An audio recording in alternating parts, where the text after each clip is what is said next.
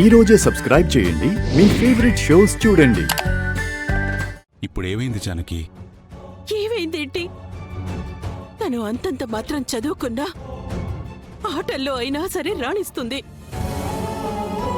తన జీవితం బాగుపడుతుంది అనుకున్నాను.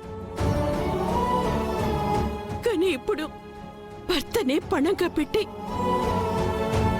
ఏకంగా తన తాళి బొట్టుతోనే ఆటలాడుతోందండి. దానికి మీరేం చేశారు? తనని వెంట పెట్టుకుని ఆస్మిత వాళ్ళింటికి వెళ్లారు. నా కూతురు మాట తప్పదు, ఓటమి ఎరగదు అని మీరు ఏ నమ్మకంతో చెప్పారో నాకర్థం కావట్లేదండి. మరి నిజమే కదా జానకి? ఏంటండి ఏంటండి నిజం? తను అడుగు తీసి అడుగు వేయటానికి ఆగి ఆగి నడుస్తుంది. అయినా కుంటూ ఆడటానికి అదేం తొక్కుడు బిళ్ళాట కాదు. మైదానమంతా పరిగెత్తి ఆడే హాకీ ఆట.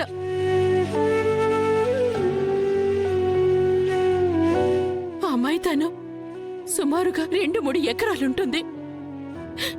ఎలా ఆడుతుందనుకుంటున్నారు? అంటే తనకి లోపం ఉందని తనకి గుర్తు చేయమంటావా?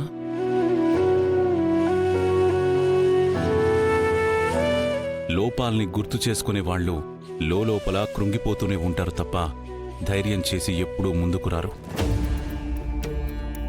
భర్తతో కాపురం చేసుకుని పిల్లల్ని కని సంసారాన్ని చక్కబెట్టుకుంటుందనుకుంటుంటే ముందుకు అడుగు వేయలేని పరిస్థితుల్లో ఇలాంటివి అవసరమా తనకి?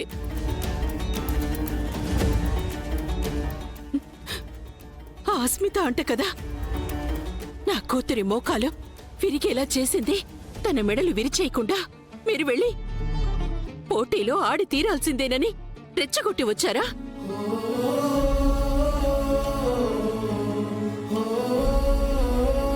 రామాకి తన భర్త తనవాడే అని ఎంత నమ్మకం ఉంటే ఆ సవాల్ని స్వీకరించగలదు? అది కాదండి. అసలు అది ఎలా ఆడుతుంది? ఆడుతుందో ఓడుతుందో కాని నా కూతురు మాత్రం పోరాడుతుంది.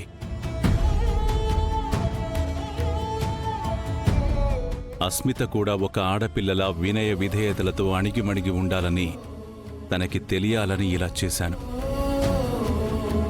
ఇలాంటి పందాలు వాళ్ల శక్తి సామర్థ్యాలను ప్రదర్శించుకోవడానికి కాయాలి కాని ఇంకొకరిని పణంగా పెట్టి ఎప్పుడూ ఆటలాడకూడదని అస్మితకి కూడా అర్థం కావాలి.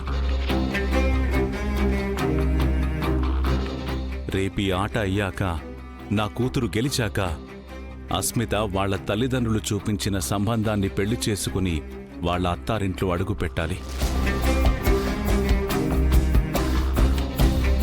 ఆ తల్లిదండ్రుల సంతోషం చూడ్డానికైనా నా కూతురు గెలవాలి.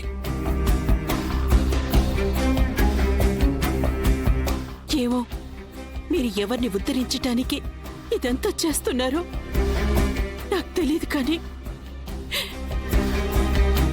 నేనొక మామూలు తల్లిని. నాకు నా కూతురి జీవితం, తన కాపురం ముఖ్యం.